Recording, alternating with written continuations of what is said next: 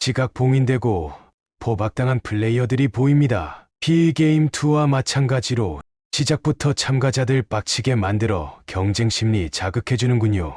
보통 서바이벌 게임은 공정한 규칙 내에서 경쟁의 우승자를 가립니다. 뛰어난 플레이로 고난을 헤쳐나가며 정당하게 우승을 거머쥐는 모습이 하이라이트죠. 그래서 공정한 규칙은 서바이벌 게임에서 매우 중요합니다. 하지만 PGame은 정반대입니다. 매우 불공정하고 비합리적인 게임임을 못 받고 시작합니다. 사실 게임의 규칙이 공정할수록 예측 가능성이 커지고 변수가 줄어들기에 보는 재미가 줄어들 수 있습니다. 그래서 PGame은 변수를 늘리고 예측 가능성을 줄여 쉴 틈 없이 반전을 때려박아 버립니다.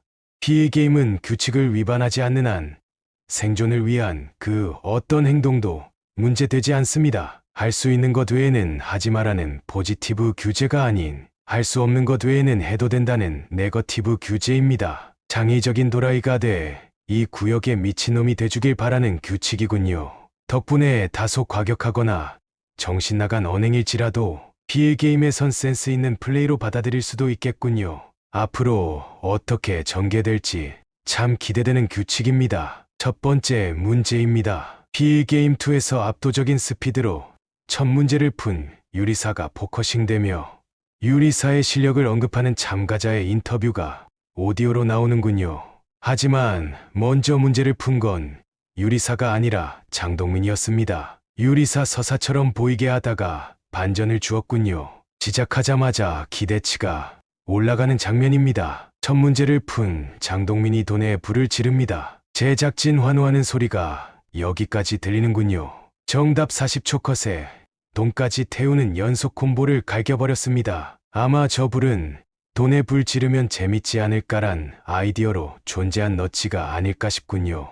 그런데 돈이 꽤 타버린 탓에 1위 장동민을 제외한 나머지 참가자의 돈이 많지 않아 게임 밸런스가 좀 무너진 느낌이군요.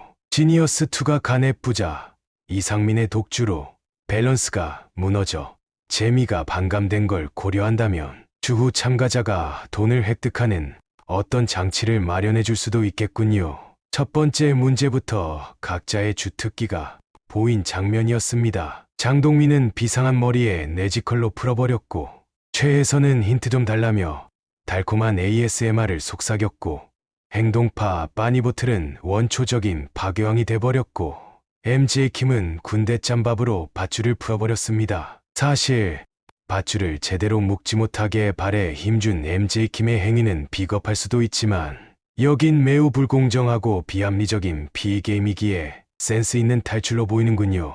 또한 밧줄을 푼 다른 인원도 있기에 애초에 제작진이 밧줄을 풀 수 있게 묶은 듯 보이는군요. 예상외로 우승후보 홍진호가 꼴찌를 했습니다. 대부분이 문제 대신 밧줄 풀기를 선택했음에도 홍진호는 밧줄 풀기에 소극적이었습니다. 아무래도 두 번째 참가하는 부담감과 빠르게 치고 나가는 장동민의 압박 때문에 자신도 모르게 머리로 풀어야 한다는 강박감을 가졌을지도 모르겠군요.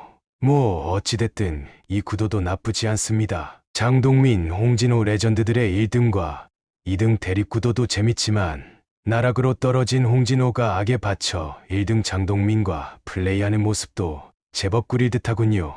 PGame3 데스매치는 상대 1명 지목이 아니라 후보 2명을 선택 후 나머지 인원이 1명을 투표로 정하는 것으로 바뀌었습니다. 데스매치 후보자 빠니보틀은 약자 컨셉을 잡고 강자 타도를 주장하고 있습니다. 강자인 홍진호를 꺾을 사람은 두 번째로 문제를 푼 최혜선이 적합하다고 하는군요. 보통 서바이벌 게임 데스매치는 대결 상대 1명을 골랐기에 최약자를 선택할 수 있었지만 2명의 후보를 골라야 하는 규칙에선 지목당하더라도 최약자인 사람이 살아남을 가능성이 생겼습니다. 정치질의 중요도가 커졌군요. 투표 결과 홍진호의 데스매치 상대는 최혜선입니다. 사실 첫날이라 서바이벌 신인인 빠니보틀과 최혜선에 대한 참가자들의 입장은 5대5였을 것입니다. 하지만 압도적인 차이로 빠니보틀이 이겼기에 최혜선의 정치질이 밀렸다고 볼 수 있겠군요. 참가자들이 각각 선택한 이유를 보자면 MJ킴은 돈 받는 장면이 직접적으로 나오지는 않지만 정황상 최혜선에게 돈을 받은 듯하고 빠니보틀에게 투표했습니다. 허성범은 최혜선에게 돈을 받고 빠니보틀에게 투표했습니다. 유리사는 빠니보틀에게 돈을 받고 최혜선에게 투표했습니다. 지우는 짱돌로 구원해준 빠니보틀의 은혜를 갚기 위해 최혜선에게 투표했습니다. 장동민은 최혜선의 당돌한 발언 때문에 최혜선에게 투표했습니다. 주원규는 최혜선에게 투표했습니다. 주원규는 홍진호와 현관이기에 홍진호 킬러로 문제를 풀고 탈출한 최혜선을 투표했을 수도 있으나 명확히 드러난 장면은 없기에 속마음은 추정하기 힘들겠군요. 결과적으로 최혜선에게 돈 받은 MJ킴과 허성범만 빠니보틀에게 투표했습니다. 빠니보틀에게 돈 받은 유리사와 짱돌 은혜 갚은 시윤을 제외한 장동민과 주원규는 정치질의 영역이었고 둘은 최혜선에게 투표했습니다. 둘의 성격을 보아 장동민에게는 겸손하게 믿음을 주고 주원규에게는 실리로 접근한 편이 나았을 듯하군요. 그런데 여기서 또 반전이 있었습니다. 1대1 데스매치가 아니라 2대2 데스매치였죠.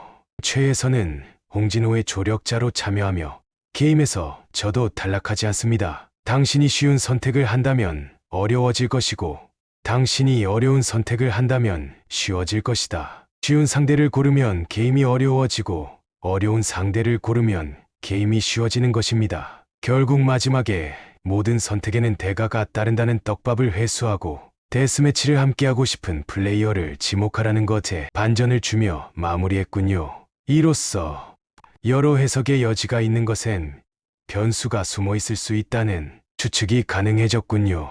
확실히 P게임3는 전보다 한층 더 진화한 듯 보입니다. 덕분에 올해 도파민은 걱정 없겠군요. 이상 P게임3 1화 헛소리뷰였습니다.